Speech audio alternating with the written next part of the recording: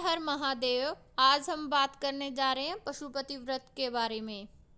पशुपति व्रत हमेशा ही पूर्णिमा के दिन जो सोमवार हो उसी दिन से शुरू करना चाहिए, और अगर ऐसा संभव न हो तो किसी भी शुक्ल पक्ष के सोमवार से व्रत प्रारंभ कर देना चाहिए। अगर यह भी नहीं हो सके तो सोमवार से मन में पशुपति व्रत करने की विचार किया है उसी सोमवार से पशुपति व्रत प्रारंभ कर देना चाहिए।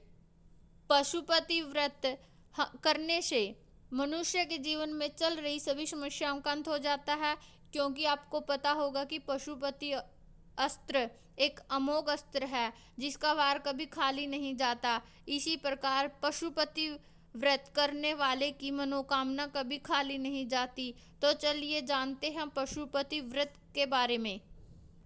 पशुपति व्रत मात्र 5 व्रत किया जाता है जिससे मनुष्य के दुर्लभ से दुर्लभ मनोकामनाओं की सिद्धि होने लगती है। पशुपति अस्त्र के समान पशुपति व्रत भी अमोघ है तथा इसे करने से किसी भी प्रकार की कठिनाई भी नहीं आती है, क्योंकि इसे मात्र 5 की संख्या में ही किया जाता है। 5वें व्रत में ही उद्यापन किया जाता है, इसलिए यह काफी असरदार और आसान व्रत होता है। इस व्रत को करने वाले को सबसे पहले सुबह जल्दी जागना चाहिए।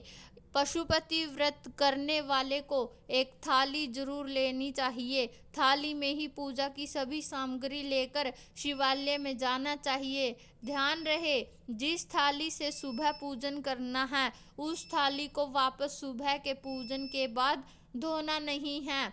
उस थाली में पूजा की सभी सामग्रियां लेकर और 5 दीपक लेकर शिवालय में जाना चाहिए। व्रत करने वाले को मन, क्रम और वचन से शुद्ध होना बहुत ही अनिवार्य होता है।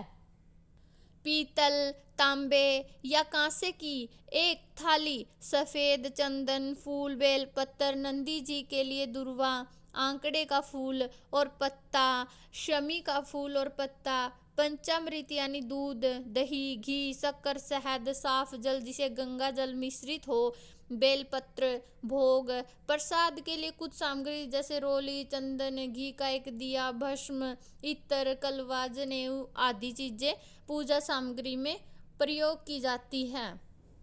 पशुपति व्रत करने वाले को ब्रह्म मुहूर्त में जाकर अपने सभी दैनिक कार्यों से निवृत्त होकर घर में अपने देवी देवताओं की पूजा करने के बाद एक थाली तैयार करें, जिस थाली में सारी सामग्रियों को सजा ले।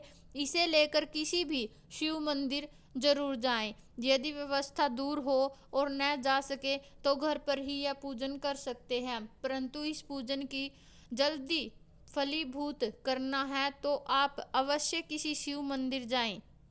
सबसे पहले भगवान भोलेनाथ को गंगा जल मिले हुए जल से स्नान कराएं, जिसके बाद दूध, दही, घी, शक्कर और शहद से एक एक करके सभी चीज़ों से भगवान भोलेनाथ का अभिषेक करें। जब सभी अभिषेक पूर्ण हो जाए तो अंत में फिर स्वच्छ जल से महादेव को स्नान कराएं। इसके पश्चात भोलेनाथ का श्रृंगार करेंगे। इसके बाद उन्हें सबसे पहले इत्र लगाएंगे, फिर चंदन लगाएंगे, इसके बाद जनेऊ पहनाएंगे और अंत में वस्त्र स्वरूप मोली उन्हें अर्पित करेंगे। उसके बाद फूल या फूलों की माला जो आप ले गए हो वह चढ़ाएंगे। उसके साथ ही शमी पत्थर और बेल पत्थर भी जरूर चढ़ाएं।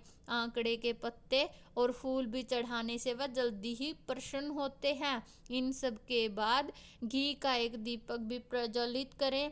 भोग के लिए जो भी सामग्रियां ले गए हैं वह भोग स्वरूप वहां पर अर्पित करें। मंदिर में अलग से गौरी, गणेश और कार्तिकेय जी हैं तो उनका भी पूजन करें, और आप सुहागन हैं तो आप गौरी माता को सिंदूर भी जरूर अर्पित करें। अंत में किसी भी स्तोत्र का पाठ कर सकते हैं और इस प्रकार आपकी सुबह की पूजा पूर्ण हो जाएगी। और शाम की पूजा कैसे करनी है आइए जानते हैं उसके बारे में भी। पशुपति व्रत में जो सुबह पूजन के लिए आप थाली ले गए हैं, उस थाली को बिना धोए रख दे। जो सामग्रियां बची हुई है उसी प्रकार रहने दे और उसी से शाम को भी भोलेनाथ की पूजा करे। शाम को अभिषेक करना जरूरी नहीं है, केवल अपने घर में कोई भी भोग की सामग्री बना ले। जैसे सूजी का हलवा बना सकते हैं, खीर बना सकते हैं, मालपुआ बना सकते हैं या चूरमा भी बना सकते हैं।